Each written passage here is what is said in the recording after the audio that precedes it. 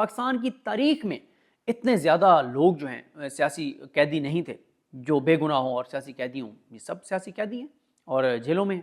کیوں؟ یہ ان کو رہا ہو جانا چاہیے تھا نا. کس نے کرنا تھا؟ عدالتوں نے کرنا تھا. لیکن عدالتوں نے رہا نہیں کیا. کیوں نہیں کیا؟ نہیں کر نہیں سکتی. ججز کر نہیں سکتے, کمپرومائز ہیں. کیوں؟ جو کرپٹ ہوتے ہیں, چور ہوتے ہیں, جن کی ویڈیوز ہوتی ہیں ننگی اور گندی, وہ جن کی آڈیوز ہوتی ہیں وہ پھر کمپرومائزڈ ہوتے ہیں, کمزور ہوتے ہیں, وہ کچھ نہیں کر سکتے. تو اس لیے ججز نہیں ان کو رہا کر سکتے. ججز کی اوقات نہیں ہے بیچاروں کی, بیچارے تو نہیں ہیں. اور پھر فواد چودھری صاحب کے حوالے سے میں بات کروں گا. اگر مجھے یاد رہا کہ فواد چودھری صاحب کیسے رہا ہو گئے, میں نہیں ایکسپیکٹ کر رہا تھا کہ وہ رہا ہوں گے. وہ کیسے رہا ہوئے, کیوں رہا ہوئے, اس پہ بات کرتے ہیں اینڈ میں. خیر, اس کے بعد صحیح پولیس والوں کی مطلب ان کو مارا گیا. وہ پھر ویڈیوز بھی ظاہر ہے کوئی عام بندہ تو نہیں بنا رہا تھا نا. وہ ویڈیوز, پھر ایک ویڈیو آپ دیکھیں کس طرح سے جو ہے وہ گھٹنوں کے بل بٹھایا گیا پولیس والوں کو, اور مطلب اور پھر ہاسپٹل سے بھاگتے ہوئے آپ نے ویڈیوز دیکھی ہیں. اور کیا مطلب نہیں ہے ایسی, میں نے پاکستان کی تاریخ میں شاید ایسا واقعہ نہیں ہوا, پاکستان کی پولیس کے ساتھ ایسا نہیں ہوا. اور اب میں وہ تحریر آپ کے سامنے پڑھتا ہوں جو ایک تحریر سامنے آئی تھی. پھر ہم آگے بات کرتے ہیں. یہ کہا گیا کہ 1:15 بجے دن 7 سے 8 ڈبل کیبن ڈالے جو کہ پاک آرمی کے ہیں اور جن میں پاک آرمی کے 35 سے 40 جوان بامسلح سوار تھے, تھانہ city a division Bahawal Nagar میں داخل ہوئے اور محرر تھانہ سے حوالات کی چابیاں چھین کر حوالات میں داخل ہو گئے. اچھا, یہ بھی میں آپ کو بتا دوں کہ جو یہ 4 پولیس کے اہلکار گرفتار کیے گئے تھے, ان کو تھانہ اے ڈویژن میں رکھا گیا تھا, ان کو تھانہ مدرسہ میں نہیں رکھا گیا تھا. اس کے بعد داخل ہو گئے, یہ چابیاں چھین کر حوالات میں داخل ہو گئے. تھانے کے محرر و دیگر سٹاف کے منع کرنے پر مزید مشتعل ہو گئے اور توڑ پھوڑ شروع کر دی.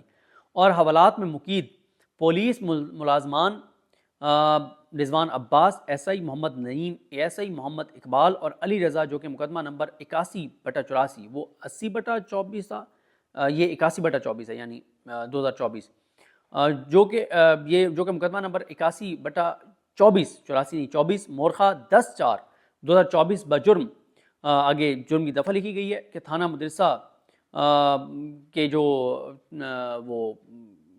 وہاں پہ ایف آئی آر درج ہوئی اس میں گرفتار ہیں, ان پر تشدد کرنا شروع کر دیا اور رائفل کے بٹوں اور ڈنڈوں سے مقید پولیس ملازمان پر شدید تشدد کیا. جبکہ تھانہ city a division Bahawal Nagar کے ایس ایچ او محرر سنتری اور دیگر عملے کو بھی تشدد کا نشانہ بنایا گیا. سنتری سے رائفل سرکاری جو بھی ان کے پاس اسلحہ وغیرہ تھا وہ چھین کر لے گئے اور اس کے بعد تھانہ اور حوالات میں لگے سرکاری سی سی ٹی وی کیمروں کی توڑ پھوڑ کی اور تاریں اتار کر ڈی وی آر اپنے ساتھ لے گئے. اس کے بعد آرمی کی ایک ٹیم ڈی ایچ کیو ہسپتال بہاول نگر میں قائم پولیس خدمت سینٹر پر پہنچی اور وہاں موجود ملازمان پر جو ہے وہ تشدد کیا اور ڈیوٹی پر مامور ڈاکٹر ساجد کو ساتھ لے گئے. وقوع کے فوری بعد جناب ڈی پی او صاحب بہاول نگر ہمراہ جناب ڈپٹی کمشنر صاحب بہاول نگر پہنچے. حالات کا جائزہ لینے کے بعد زخمی پولیس ملازمان کو بذریعہ ریسکیو 1122 ڈسٹرکٹ ہیڈ کوارٹر اسپتال بھجوایا. مزید سرویلنس جاری ہے. اچھا, اس میں آپ کو ایک چیز اور بتا دوں کہ جو بات پتہ چلی ہے وہ یہ پتہ چلی ہے جناب کہ ایمبولینس بھی نہیں آ رہی تھی. ایمبولینس نہیں آ رہی تھی, وہاں ایم ایل سی نہیں کاٹنے دی گئی, وہاں علاج بھی پولیس کا یہ الزام ہے کہ وہاں پر ہمارے لوگوں کا علاج نہیں ہونے دیا گیا. اور پولیس کا یہ کہنا ہے کہ وہاں سے ہمارے جو زخمی تھے ان کو پھر مختلف گاڑیوں میں جو کوئی پولیس کا وہاں پہ گیسٹ ہاؤس تھا وہاں پہ ٹرانسفر کیا گیا اور وہاں پہ منتقل کیا گیا اور ان کا وہاں پہ علاج ہوا. ان کا سرکاری ہاسپٹل میں بھی جو علاج ہے وہ نہیں ہونے دیا گیا. اب دیکھیں, ایک بات تو یہ ہے کہ یہ جو بات ہے کہ جناب وہ بغیر وارنٹ کے گئے تھے پولیس والے وارنٹ لے کر کب جاتے ہیں؟ آئین اور قانون کے مطابق کیا یہ ملک چل رہا ہے؟ کبھی بھی نہیں. پاکستان کے اندر اور خاص طور پہ پنجاب کی پولیس کے جو نفرت عوام کے اندر پیدا ہو گئی وہ بہت افسوسناک ہے. یہ پولیس کس کا محکمہ ہے؟ پاکستان کا محکمہ ہے. پاکستان کا کوئی بھی ادارہ کمزور ہوگا تو پاکستان کو اس کا نقصان ہے. لیکن بدقسمتی سے پولیس کو پولیٹیکل ہماری گورنمنٹس نے, ہماری جتنی بھی گورنمنٹس آتی ہیں وہ یعنی صرف ہمارے سامنے کے پی کے کی مثال ہے کہ کے پی کے میں پولیس کا رویہ اس طرح سے نہیں ہے جو پنجاب پولیس کا ہے. یا پی ٹی آئی کا دور تھا, عثمان بزدار صاحب وزیر اعلیٰ پنجاب تھے, تب بھی پولیس میں ریفارمز نہیں ہو سکیں, پولیس کا رویہ نہیں بدل سکا. پولیس کا ہم نے جو مزاج بنا دیا ہے وہ درندگی والا بنا دیا. یہ یعنی ان کو ایک ہم نے درندہ بنا دیا پولیس والوں کو. کیوں؟ ظاہر ایک تو خیر ایک ان کی کیونکہ پبلک ڈیلنگ ہے, پبلک ڈیلنگ میں یہ چیزیں ہوتی ہیں. پھر جس طرح سے پولیس کو ہم نے سیکیورٹی کے اوپر لگایا ہوا ہے, پروٹوکول کے اوپر لگایا ہوا ہے کہ پولیس جو ہے وہ سیاستدانوں, حکمرانوں, اہم شخصیات کے آگے پیچھے ہوتی ہے, وہ پھر شہریوں کے اندر ان کی نفرت پیدا ہوتی ہے جب وہ ان کی گاڑیوں کے آگے پیچھے ہوٹر والی گاڑیاں ہوتی ہیں, اشارے کر رہے ہوتے ہیں ہٹو, سائڈ پہ ہٹو اور راستہ دو اور یہ وہ. اور پھر پبلک ڈیلنگ, پھر ظاہر ہے پولیس کی فورس کم ہیں, کام زیادہ ہیں، جرائم زیادہ ہیں، چیزیں زیادہ ہیں، سٹاف کم ہے، پروٹوکول پہ بہت زیادہ ہیں، ساری چیزیں ہیں. دیکھیں پولیس جو ہے یعنی اب کل کی میں آپ کو بتاؤں عید کے موقع پہ اسلام آباد پولیس کی میں آپ کو بات کروں یا دیگر صوبوں میں پولیس کے جوان جو باہر ڈیوٹی دے رہے تھے اس پہ دے رہے تھے مساجد کے باہر، وہ سر آنکھوں پر، ان کو سلام ہے، ان کا سیلیوٹ ہے، ان کے لیے محبت ہے، ان کے لیے احترام ہے اور ہونا بھی چاہیے.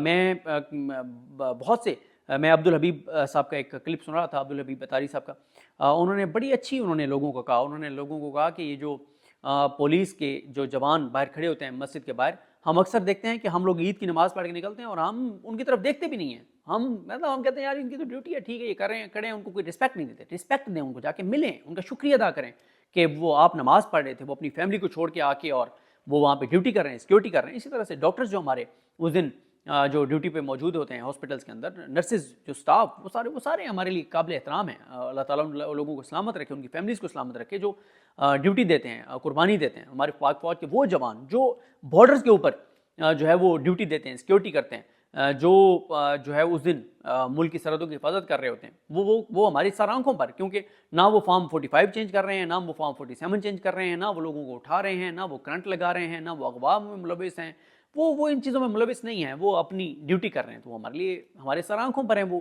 سارے جوان.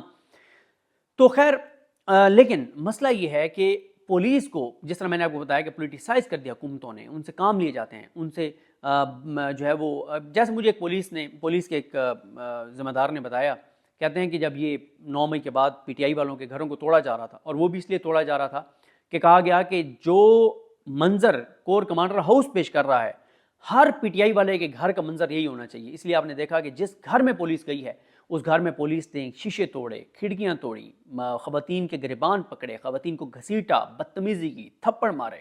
اور یہ میں آپ کو بتاؤں یہ بات درست چل رہی ہے. چلیں براہ راست اس موضوع پہ آ جاتے ہیں جو میں بات کر رہا تھا آپ کو کہ اس کے بعد رد عمل کیا آیا عوام کے اندر. 90 to 95% لوگوں نے سیلیبریٹ کیا.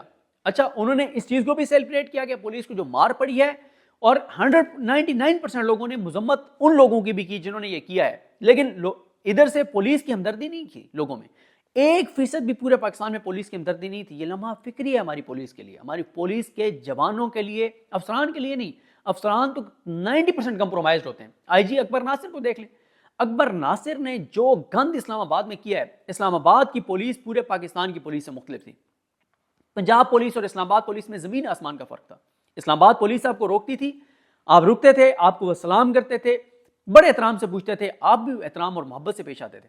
اور اس کے بعد اکبر ناصر کے دور میں وہ جو کرپٹ آئی جی تھا، اس کے دور میں جتنی اسلام آباد پولیس کو اس نے وہ کیا، مطلب ابھی بھی الحمدللہ اسلام آباد پولیس بہت بہتر ہے.